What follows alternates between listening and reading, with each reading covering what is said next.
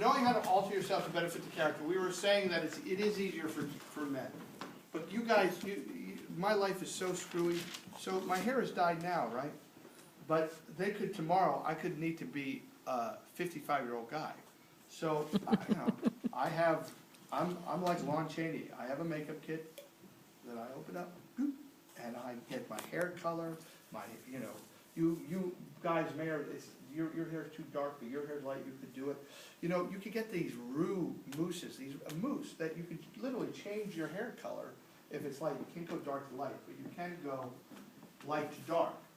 For like Jay Leno, I made my hair black and then I put the gray in it. For the audition for the CSI New York, I had just colored my hair, but I wanted to, he was an Italian guy, so I did that. I did it black, I put the gray in it. And then they cast you, right? And then you gotta say, I don't really look like this. Because it impacts other people's work. It took another 45 minutes to an hour every day. They had to color my hair every day, and they had to put the gray in, and it's very exacting, because if the gray doesn't match shot to shot, you know, people notice it. But for auditions like in River's Edge, I know how to figure out who the character is. I know what those archetypes are. That you were asking about, what is it called? The thing with Greg Kinnear. The Flash of Genius. Flash of Genius. I can't even remember what they're called. All right, Flash of Genius. Obviously not what I'm having right now. So that was an interesting audition because I knew the archetype. The character was written to be an older scientist guy.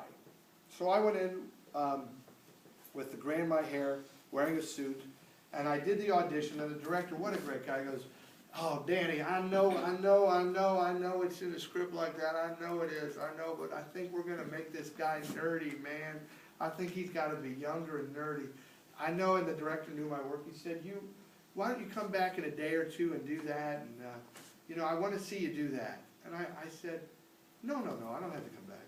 So I knew the product in my hair. I went like this, right, and the gray flaked out of my hair. I took my suit jacket off. I just chose at the last minute to wear a white short sleeve shirt. And I took the coat off, and my hair was no longer gray. And I said, "Let's go." And he went, "What?" "Let's go."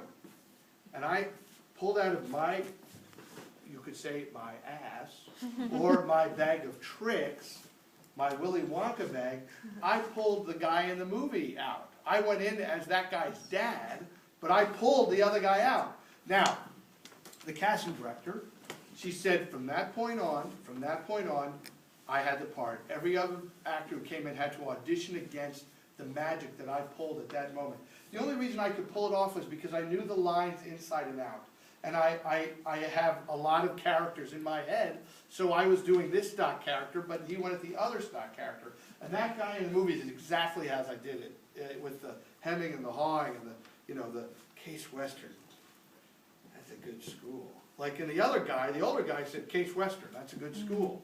So you got to go. Okay, I'll be right back, actually. All right. Here, take notes for her.